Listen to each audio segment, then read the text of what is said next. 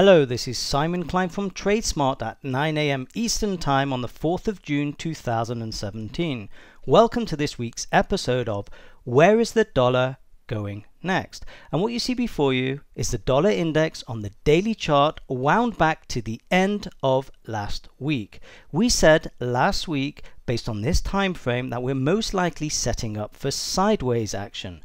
But we also said, based on the daily chart, that the odds were most likely that we'll continue moving to the downside. So let's see how the market played out last week. And we begin on Tuesday, as Monday was a bank holiday in the US.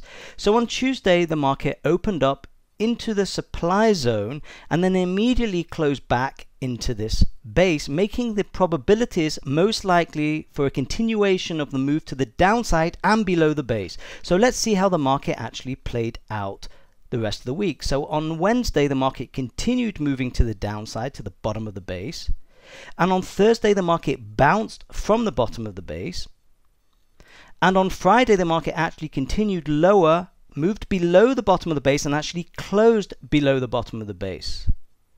So the question is this: where is the dollar likely to go next this week? So based on this time frame, so long as we remain below the bottom of this base, we're highly likely to continue moving to the demand zone below current price.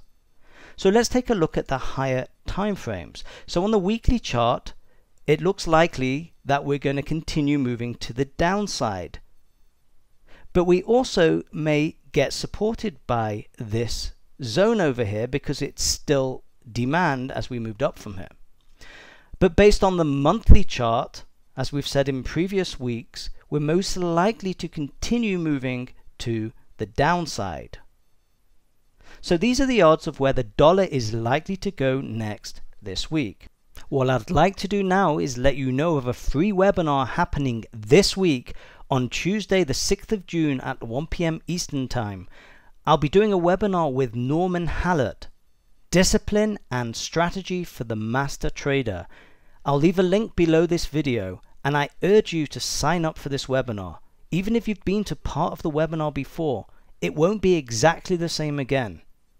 And sometimes you need to hear the same thing a number of times before you get that aha moment where things just click into place. We hope that this webinar will help you on your journey to become a successful trader. If you like this video, hit the like button below, share it with your friends, and be sure to subscribe at the end. This is Simon Klein from TradeSmart, wishing you the best of luck with your trading this week.